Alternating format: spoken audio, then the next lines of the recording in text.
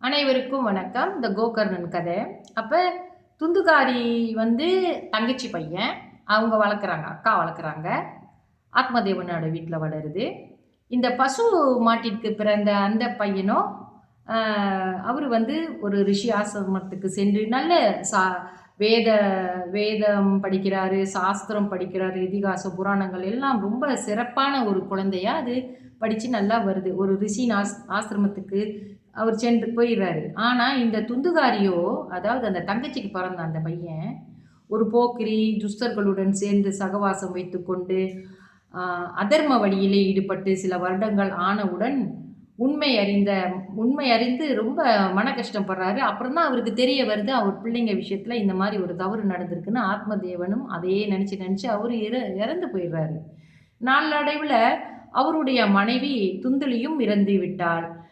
அதன் பிறகு என்ன நடக்குதுன்னா, துந்துகாரி தனது ஆஸ்தியை பெருக்காமல் அந்த கணவர் இறந்த பிறகு அந்த ஆஸ்தியெல்லாம் செலவழித்து வீணாக்கிட்டாங்களா. அந்த துந்துகாரி மகனும் என்ன செய்கிறான், அதே போல் ஆஸ்தியை பொறுக்காம செலவு செஞ்சு தாசிகளிடம் அகப்பட்டு கொண்டு திணறலானான். அவனுடைய செல்வத்தை 4-5 தாசிகள் சேர்ந்து பிடுங்கி எடுத்துவிட்டு அவனுக்கென்று அவனை ஒரு பாழும் கிணத்துல தள்ளிவிட்டார்கள்.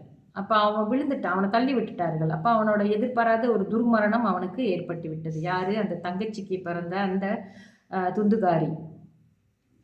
துந்துகாரி ஒரு பிசாசு வடிவமடைந்து அடிக்கடி கோகர்ணன் அவர் இருக்கிற இடத்துக்கு அவர் வேதம் படிக்கும் பொழுதோ சாஸ்திரங்கள்லாம் படிச்சுட்டு இருக்கும்போது அங்கே போய் இந்த ஆத்மா ஒரு பிசாசு உருவத்தை எடுத்துட்டு அங்கே போய் அது அவரை ஒரு மிரட்டுற மாதிரி அங்கே அது இருக்கிறத அது காட்டிக்கிட்டு கொஞ்சம் தொந்தரவு செஞ்சுக்கிட்டு வருது அந்த கோகர்ணனை, அதாவது பசுவுக்கு பிறந்த அந்த குழந்தைய, அந்த பையனை. சரிங்களா? இப்படி நடந்துக்கிட்டு வருது. அடிக்கடி இந்த கோகர்ணனிடம் தன்னை பிசாசு உருவத்தை காட்டி அதிலிருந்து விடுவிக்குமாறு வற்புறுத்தி கெஞ்சுமாம் அந்த ஆத்ம ரூபத்தில். அதை அறிந்த கோகர்ணன் சாஸ்திரம் அறிந்த பண்டிதர்களிடம் விஷயத்தை கூறி அதற்கு பரிகாரம் என்ன செய்யலாம் என்று கேட்கிறார்.